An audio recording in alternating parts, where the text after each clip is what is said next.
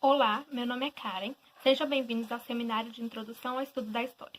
Com base no texto Políbio e os princípios de sua investigação histórica, algumas considerações, de Henrique Mundanês de Santana, nós trataremos de algumas questões centrais na obra do historiador grego Políbio de Megalópole, que foi feito refém pelos romanos após a destruição da Liga Aqueia. Também falaremos sobre a história pragmática polibiana e a constituição mista dos romanos, tudo com base no que foi escrito pelo historiador antigo. Olá, meu nome é Cíntia e eu vou falar um pouco sobre o historiador e sua obra, ou seja, sobre o Políbio e sobre como se deu o desenvolvimento de sua obra e em que contexto ela se encontrava. Primeiramente, Políbio, ele viveu numa época de grandes mudanças políticas, sobretudo entre Grécia e Roma, então tinha meio que uma tensão entre elas. E além disso, ele também testemunhou o colapso do sistema helenístico, sistema este que foi muito rico em conhecimentos filosóficos, artísticos, etc., que se fazem presente até os dias de hoje. E ele viveu essas tensões bem de perto, tanto que em um destes conflitos, conhecido como Guerra de Pídna, ele foi feito refém pelos romanos, conflito este que marcou a ascensão de Roma, sobretudo nos territórios gregos. Então lá ele vai para Roma e ganha a simpatia do general Cipião Emiliano, além de ter a oportunidade de vivenciar os costumes romanos mais de perto, a funcionalidade das instituições romanas. Então, vive lá por 16 anos e retorna à Grécia a fim de dar início às suas obras, pelo menos as 15 primeiras obras, no intuito de partir dos princípios da Segunda Guerra Púnica, ou seja, ele quer partir da Segunda Guerra Púnica, que foi a guerra entre Cartago e Roma, por causa de uma ilha lá, uma ilha da Sicília, que era muito importante para os cartaginenses. Então, tem toda a explosão do conflito.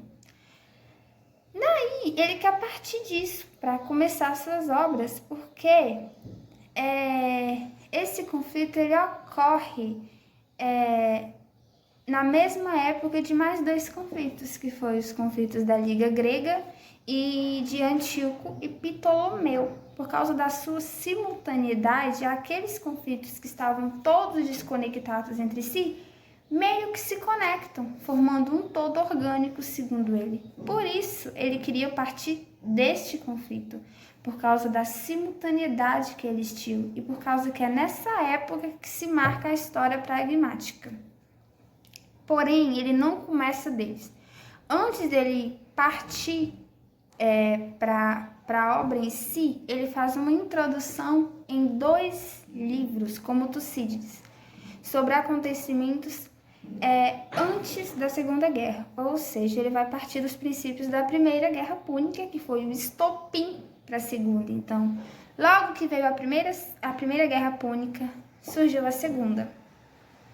Aí ele quer partir disso. Então, sobre sua narrativa, ele consegue atingir mais de 40 obras, nas quais apenas 5 se encontram intactos e as outras têm apenas fragmentos, que, no entanto, são bem relevantes, como, por exemplo, o do livro 6, que fala um pouco sobre a Constituição Romana e etc. Narra bem de perto, bem detalhado sobre a Constituição Romana. Então, dessa forma, ele nos mostra um pouco sobre como a Roma conseguiu chegar tão alto, conseguiu se estabelecer de modo tão forte, além de nos apresentar também um pouco sobre a história pragmática, né? Sobre o poderio da Roma e como essa influência, como ela influenciou tudo e influencia tanto até nos dias de hoje.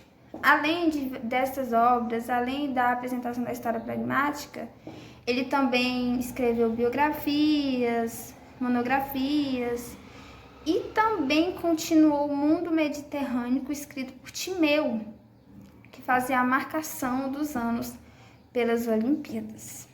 E é isso. Meu nome é Maria Helenice. Eu vou falar sobre a história pragmática. A obra de Políbio pode ser relacionada ao mesmo grau de importância que foi atribuído ao historiador da Guerra da Peloponeso. Políbio acreditava que no trabalho do historiador, uma das coisas mais importantes e fundamentais seria a representação precisa dos fatos, assim como também três coisas de suma importância para a realização desses trabalhos, que seria: primeiro, estudo e crítica das fontes; segundo, autópsia ou conhecimento pessoal das regiões tratadas; e terceiro, a experiência política. Políbio tinha todos esses pré-requisitos, além de ser um homem com experiência política e militar, e ser um homem de ação e também de quase sempre estava em companhia e ao lado de Cipião. Políbio também não atribuía aos seus trabalhos opiniões e relatos de outras pessoas sem antes fazer uma investigação e pesquisa minuciosa. Quase nunca Políbio deixava-se convencer por argumentos de autoridades. Assim como também Políbio era um crítico, que criticou Timeu por viver em apenas um único lugar, e Zenão de Rhodes pela sua ignorância geográfica. Oi, me chamo Tainara e vou dar continuidade à explicação da história pragmática. A visão de Políbio sobre a história era pragmática e universal, de forma que a história pragmática seria ocupada com questões políticas atuais, além de descrever também um processo único. A história por Políbio teria que ter essencialmente um propósito pragmático que seria conseguido através de suas conexões e causas. A história pragmática tendia a oferecer lições tanto políticas quanto militares. Metido em assuntos militares, Políbio demonstrou um certo interesse em descrições de campanhas, com abertura principalmente para os impactos sociais da guerra. Um exemplo é os mercenários, um tema no qual Políbio tinha um certo interesse especial, principalmente os problemas causados para o contratante. Os mercenários são aqueles que recebem uma quantia como forma de pagamento. São muito comuns, principalmente em governos democráticos e tirânicos. Políbio não concordava em que os usos do mercenário seria algo positivo. Com interesse especial com o modelo humano, Políbio aderiu, como é chamado atualmente, o modelo baseado e relacionado ao militarismo cívico, no qual é totalmente contrário dos mercenários, que seriam uma ameaça à vida civilizada. Os mercenários serviam para demonstrar também as grandes fundamentais diferenças sobre os homens civilizados e bárbaros. Meu nome é Ana Gabriele e eu vou falar sobre a Constituição Romana. No decorrer de sua história, Políbio atribuiu o sucesso de Roma, principalmente à natureza de sua construção, ainda que esse não seja o único fator a ser considerado, tampouco se possa descartar o papel da fortuna no desenrolar de sua narrativa. A fortuna seria responsável pela unificação do mundo, reconhecido sob Roma, sua mais bela e benéfica realização. A teoria apresentada por Políbio para explicar a ascensão e queda das constituições políticas pode ser considerada, entre outras, evidências para o seu contato com o estoicismo. Políbio incorpora numa sequência curiosa de mudanças políticas vistas na história da monarquia a primeira forma de organização conhecida, para Políbio Almesnas, passando pela revolução e etapas intermediárias do processo. Tirania, aristocracia, oligarquia e democracia. A democracia anárquica, ou oclocracia, que conduz toda a sociedade novamente ao ponto de partir de sua teoria cíclica. As origens históricas da aniciclose são difíceis de mapear. Da forma como Políbio anuncia os princípios da organização social, o início ocorreria com o fato de os seres humanos tenderem naturalmente e por instinto a ter relações sexuais, decorrendo delas o nascimento de crianças.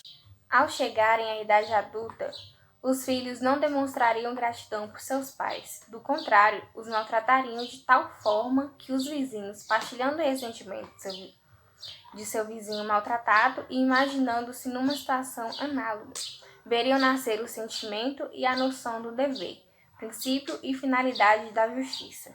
A monarquia, contudo, não era feita só de homens justos. A etapa seguinte, como parece óbvio, é a sublevação popular. Como consequência, a autocracia e a monarquia foram abolidas, tendo se instaurado no lugar a aristocracia. Pela terceira geração da democracia, no entanto, os homens já não eram capazes de valorizar a igualdade e a liberdade, alguns começando a almejar mais direitos e vantagens que os outros. Tratava-se, portanto, do fracasso e do princípio de isonomia. Apesar de lidar com tipos puros de monarquia ou democracia, por exemplo, sua inclinação para a observação histórica o levou à combinação ou mistura de princípios constitucionais. Mais à frente, quando Políbio compara a Constituição dos romanos com a dos cartagineses, torna-se emblemática a preponderância do povo nas deliberações em Cartago, o que para Políbio era sinal claro de decadência, ao passo que em Roma tal preponderância estava ainda nas mãos do Senado. Essa seria a razão pela qual os romanos venceram os cartagineses, a despeito do desastre completo no início do embate entre os dois poderes imperiais. Quando o povo assume o comando dessa maneira, a sociedade política passa a usar em relação a si mesma as palavras mais belas de todas, liberdade e democracia. Mas será de fato a pior das formas de governo, a oclocracia. A equidade das três fontes de autoridade na Constituição romana era tamanha, diz Políbio, que mesmo para um cidadão romano seria impossível dizer com certeza se o sistema em seu conjunto era aristocrático, democrático ou monárquico. Agora, algumas considerações finais. Políbio tinha convicção de que sua história não servia para entreter, e sim para instruir. Ainda que de forma inconsciente, essa postura representava um retorno ao historiador ateniense Tucídides. Políbio também reconhece que sua história não oferecerá atrativos retóricos e, por isso, ele encaminha uma crítica à historiografia de seu tempo.